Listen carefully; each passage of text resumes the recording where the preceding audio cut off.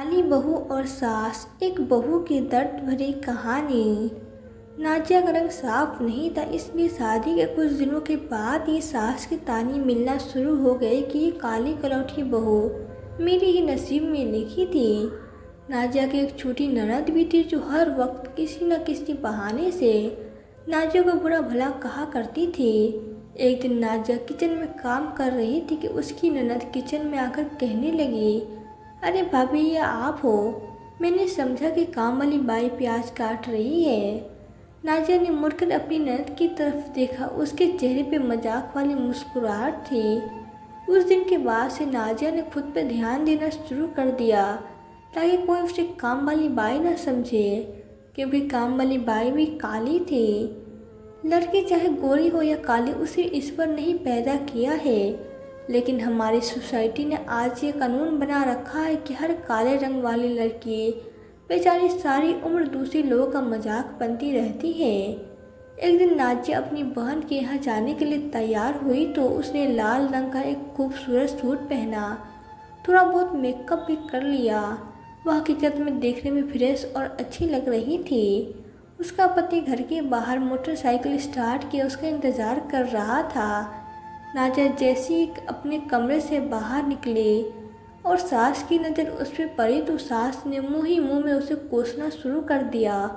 एक तो ऐसा काला रंग और फिर लाल सूट, अरे बहू कुछ तो अपनी लाज रख लेती। जाओ और कोई हल्के रंग का सूट पहनो, ये तुम पे बिल्कुल भी अच्छा नहीं लग रहा है। यह सुनकर नाजिया का सारा आत्मविश्वास टूट गया। उसे ऐसा महसूस होने लगा कि जैसे उसके पैरों में जान ही नहीं बची है। सास के पास बैठी उसकी ननद भी अपनी माँ के हाँ में हाँ मिलाने लगी और जहरीले अंदाज में कहने लगी, अरे भाभी, आप हल्के रंग का सूट पहना करें, ये भारी रंग आपके ऊपर बिल्कुल भी अच्छा नहीं लगता है। उस दिन नाजिया का दिल पूरी तरह से टूट गया। वो बाहर खड़े अपने पति से यह कहकर कमरे के अंदर चली गई कि मैं 5 मिनट में आती हूँ। थोड़ी देर के बाद जब वो कमरे से बाहर निकली तो उसने एक ब्राउन कलर का सूट पहन रखा था। चेहरा मेकअप से खाली था और आंखों में आंसू की एक लड़ी। कुछ दिनों के बाद ननद की शादी लग गई और उसने सोचा कि मैं नाजिया भाभी से अपनी सारी बुरी बातों की माफ़ी मांग लेती हूँ। लेकिन उस दिन नाजिया तेज कदमों के साथ कमरे से बाहर निकल आई। बाहर सोफे में बैठी सास नाजिया पर बड़बड़ा रही थी कि हाँ, ये काली कलौठी बहू मेरी किस्मत में लिखी थी। जब रिश्ता देखने गई थी तो पता नहीं कौन सा मेकअप कर लिया था इस चुड़ैल ने। मुझे क्या मालूम कि इतनी काली है कि तबा भी इसे देखकर शर्माए। नाजिया अब सास की इन कड़वी को छोटी बातों की आदी बन चुकी थी। उस दिन भी जब वो किचन में खड़ी प्याज काट रही थी तो सास बड़बड़ा कर उस पर बड़बड़ाए जा रही थी और अपने बेटे से कह रही थी कि मैंने तुमसे पहले ही कहा था कि ये लड़की तुझे खुश नहीं रख पाएगी। इसका चेहरा तो देखो, जैसे हंसी छूट कर भी न गुजरी हो। हर वक्त मुंह बनाए घर में इधर उधर चक्कर लगाया करती है, कोई काम तो करना आता नहीं। मेरा तो इसे देख देख कर जी जलता है। पति मेरी मासूमियत से बोला कि माँ, मैं खुद भी इससे कहा करता हूँ कि खुश रहा करो, तुम्हारे पास किस चीज़ की कमी है, मगर ये मेरी सुनती ही नहीं। अरे अगर नहीं सुनती तो भगाओ इसको, अपनी ज़िंदगी से और भी बहुत सी लड़कियाँ मिल जाएगी।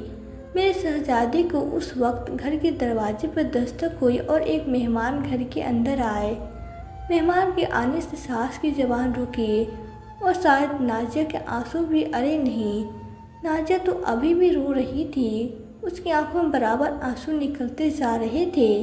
शायद प्याज कड़वा था या फिर सास की बातें। आने वाला मेहमान कोई और नहीं बल्कि नाजिया की ननद थी, जो शादी के बाद आज पहली बार घर में आई थी। नाजिया सुबह से किचन में अकेले काम कर रही थी। उसने मेहमान के लिए बिरयानी बनाई, सलाद में कोफ्ते और मीठे में ड्राई फ्रूट। रायता बनाने के लिए दही लाने के फ्रिज खोला तो उसने दही नहीं था। उसने सोचा कि अम्मा से कहकर दही मंगवा लेती हूँ। वो अम्मी के कमरे की तरफ बढ़ी, लेकिन कमरे के बाहर पहुँचते ही नाजिया के कदम रुक गए। क्योंकि अंदर से उसकी ननद की रोने की आवाज़ आ रही थी।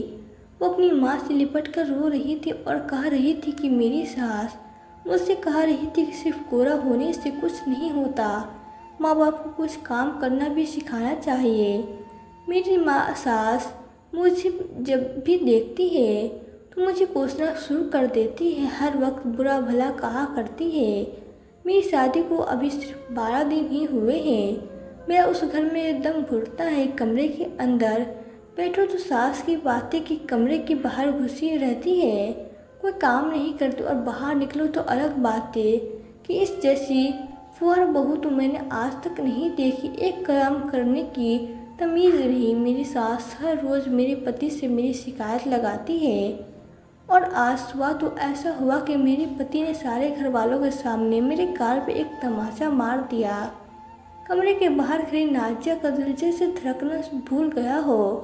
वो सोच रही थी कि क्या ईश्वर की तरफ से इंसाफ इतनी जल्दी होने लगता है। ईश्वर हर बेटी का नसीब अच्छा करे। तो दोस्तों, आज की हमारी ये वीडियो आपको कैसी लगी? अगर वीडियो अच्छी लगी हो तो चैनल को सब्सक्राइब करें, वीडियो को लाइक करें। मिलते हैं फिर नई वीडियो में, तब तक के लिए धन्यवाद।